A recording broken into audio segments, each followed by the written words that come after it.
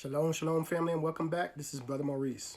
Today we're going to talk about how to read the scriptures and why this is important. In the Bible, it tells us in Isaiah chapter 28, verse 9 and 10, whom shall he teach knowledge, and whom shall he make to understand doctrine? Them that are weaned from the milk and drawn from the breast.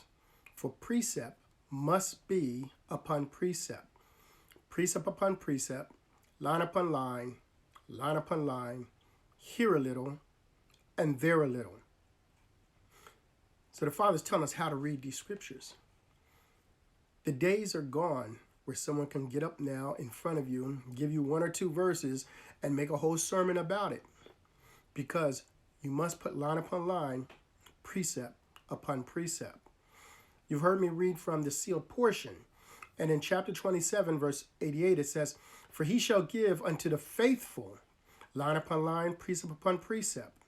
And I shall try you and prove you herewith. And whosoever layeth down his life in my cause, for the sake of my name, shall find it again, even life eternal. So here, they're telling us also that we must put line upon line, precept upon precept. And now I'm going to read from the sealed book of Moses in the words of Moroni, verse number 13. And it says, and if they do not harden their hearts, when the second part comes, this is another book that we received, they will not only know the mysteries of God through the first part, but will receive more. A little here, another little there, line upon line, precept upon precept, until they know the mysteries of God through the revelation of the second part, to the understanding of all things concerning his church in the last days. And family, we are in the last days. Now, Psalms 119, 104 says, through your precepts I get understanding. Therefore I hate every false way. Now that we understand this, we shouldn't be able to fall into these traps easily with all these different false ways. Psalms 119, 128 says, therefore I esteem all your precepts concerning all things to be right, and I hate every false way. Now, one thing that we need to understand, there are many books that were written and mentioned in the Bible. The sealed portion is one of them that I read out of, because that's mentioned in Daniel chapter 12 and also in the book of Revelation. It's the book of the seven seals. But there are other books.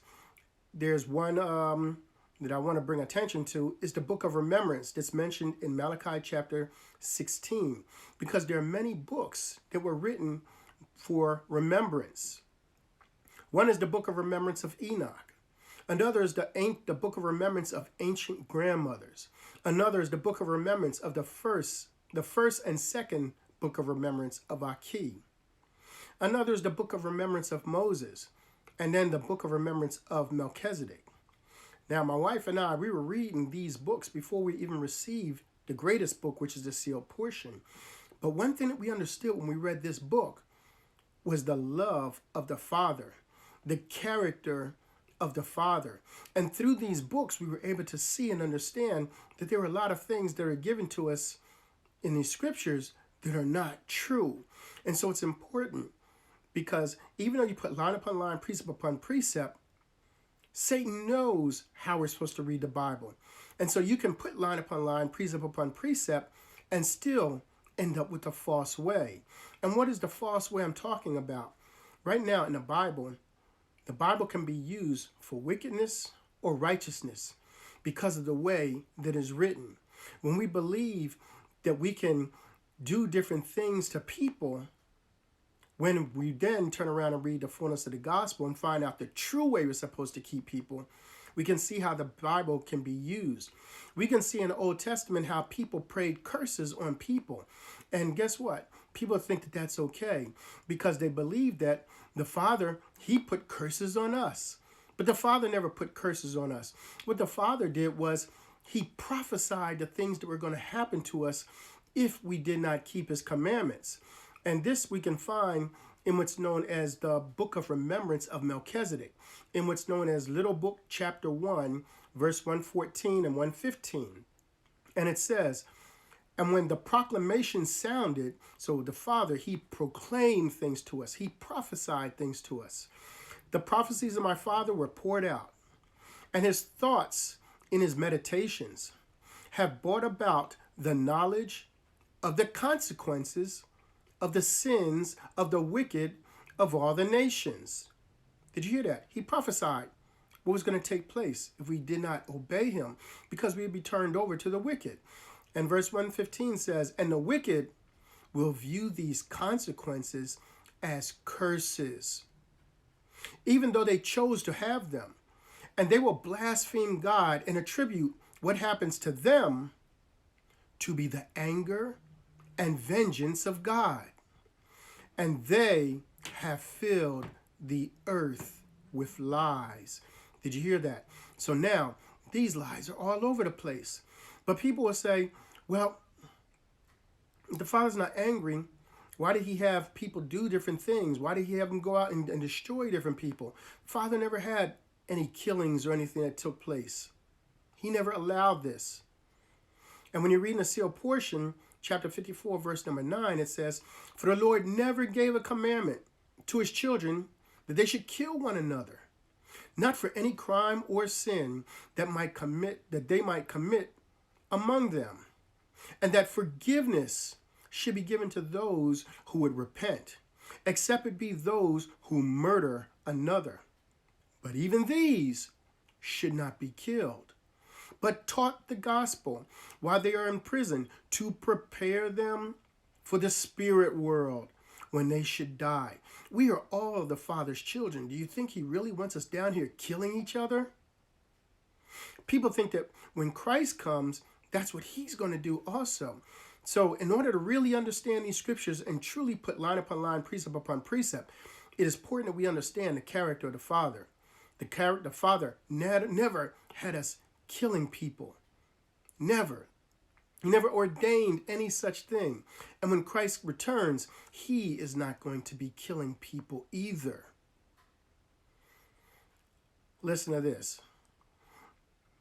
I'm going to read in the sealed portion, chapter 36, verse 36. And it's very important. It says, therefore, I beseech thee of you, brethren, that you should search diligently in the light of Christ, that ye may know good from evil. And if ye will lay hold upon every good thing and condemn it not, ye certainly will be a child of Christ. So the good things we aren't supposed to condemn. But these killings that are taking place, that's not of the Father. And today our people, when they see that what's taking place with the wicked, they rejoice. They rejoice in what's taking place with the wicked. But the thing is, these are the Father's children that these things are happening to. They're going to get their time. But we're supposed to have kind thoughts to everyone. We're supposed to love everyone, whether we believe they are righteous or wicked. We are supposed to love everyone because the Father loves us, because the Father is loving kindness. Everything that he's done in the past was based on love. All of the things that we thought were wrath, now that we have these books, we understand that the wrath is the Father staying his hand. And he's not going to interfere in our wickedness because he's leaving us to our free agency. So we have to understand that. Now let me read from the 3rd Testament, chapter 14. Verse 21, it says, I rebuke all those who preach a blind faith, a faith without knowledge, a faith acquired by fears and superstitions. Listen not to the words of those who attribute to God all the evils that torment mankind, and plagues, famines, and epidemics, calling them punishments or wrath of God. These are false prophets. Turn away from them, because they do not know me, and yet want to teach men what God is like. Family, you've heard the truth. You've heard the truth. I've read it from the scriptures. Now it's up to you whether you will believe these things. We must change our mind. We must dump out all the old wine and fill it with new wine so that we can receive the truth. With that, family, I love you. And I say, shalom, shalom, family.